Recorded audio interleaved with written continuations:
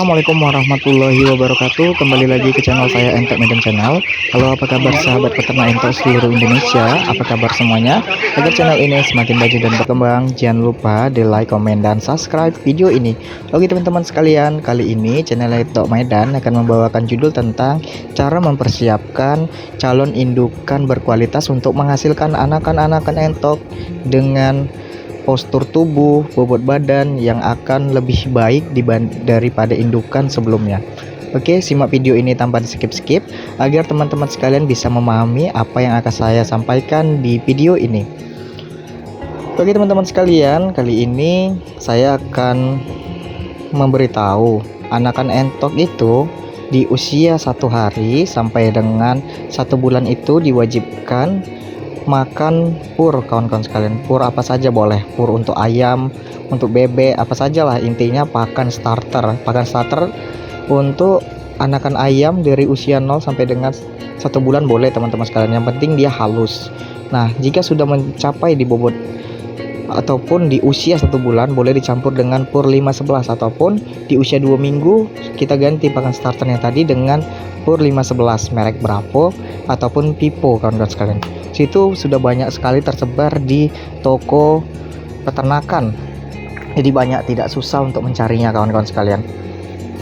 Di sini kita akan mempersiapkan 20 ekor indukan, berarti kita menyiapkan 20 ekor bibit betina, teman-teman sekalian. Jadi bibit ataupun anakan betina itu kita sudah readykan. Jadi kenapa saya bilang pakannya itu wajib pakan starter dan juga dicampur dengan pur Bravo ataupun Pipo, karena memang menurut analisis saya yang sudah saya buat ataupun sudah saya praktekkan, menggunakan pakan full pabrikan dari usia 0 sampai dengan 1 bulan itu posturnya itu sangat baik, kawan-kawan sekalian.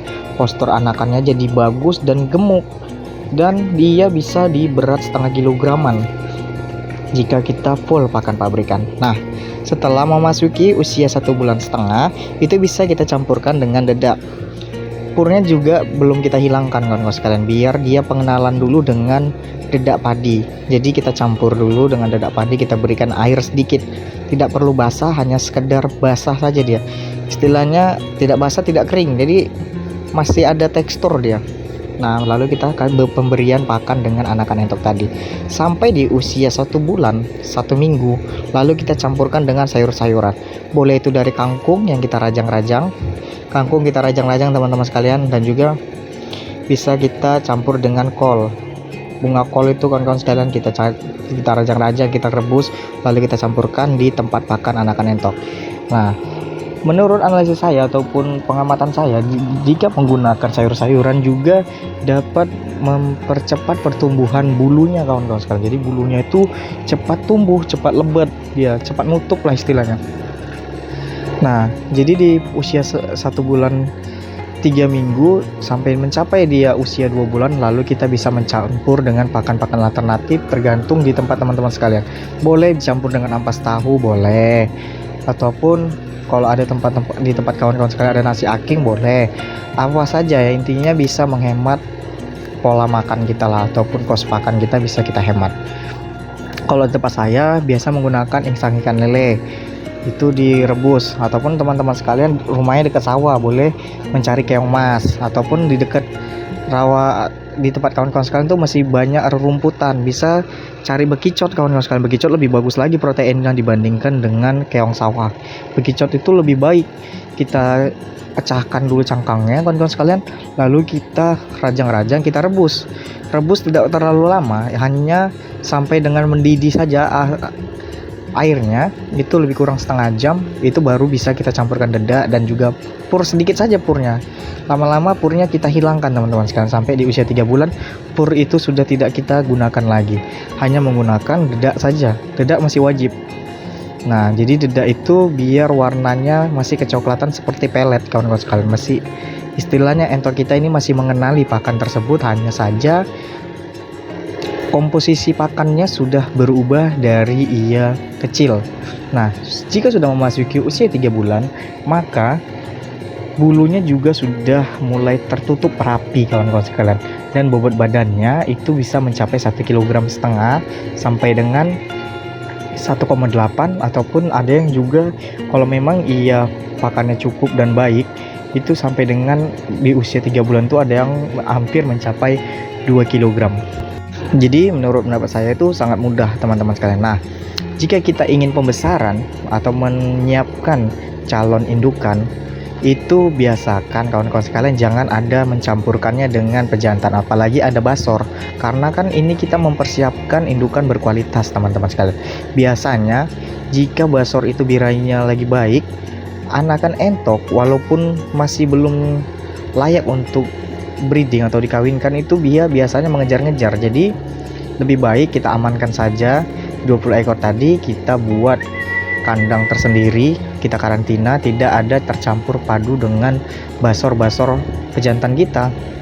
Jadi ia lebih steril. Nah, sampai di usia 5-6 bulan lebih baiknya dia kita kawinkan di usia 6 bulan, karena memang postur badannya sudah cukup mapan, sistem reproduksinya juga sudah mulai matang, sehingga nanti pada saat kita breedingkan atau kita kawinkan, kita akan mendapatkan hasil yang maksimal dari perkawinan tersebut.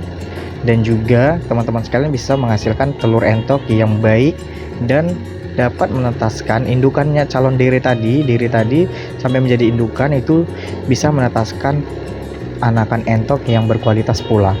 Nah, bagi teman-teman sekalian yang masih belum sempat untuk membesarkan ataupun langsung ingin membeli indukan, memang biaya pembesaran calon anakan tadi sampai dengan indukan itu biayanya lebih besar dibanding kita membeli langsung indukan yang sudah layak untuk di breedingkan teman-teman sekalian.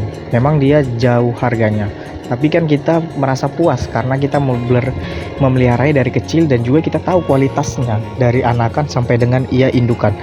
Dan juga kita beli sama dengan kita membesarkan itu biasanya itu lebih bagus kita besarkan, karena memang kan pakannya kita sudah tahu, pola makannya sudah kita tahu, karakteristik indukan tersebut kita sudah mengetahuinya. Jika kita beli, inilah salah satu saran saya, jika kita membeli indukan entok itu biasakan itu membeli indukannya minimal itu di bobot 1,8, itu paling kecil teman-teman sekalian, 1,8 kilo. Tapi di standarnya itu di harga di bobot badan 2 kg itu sudah layak untuk kita ternakkan. Dan juga wajahnya ini sudah bertopeng, ataupun biasanya kok dibilang itu sudah kemerahan seperti yang ada di video ini, itu wajahnya sudah kemerahan.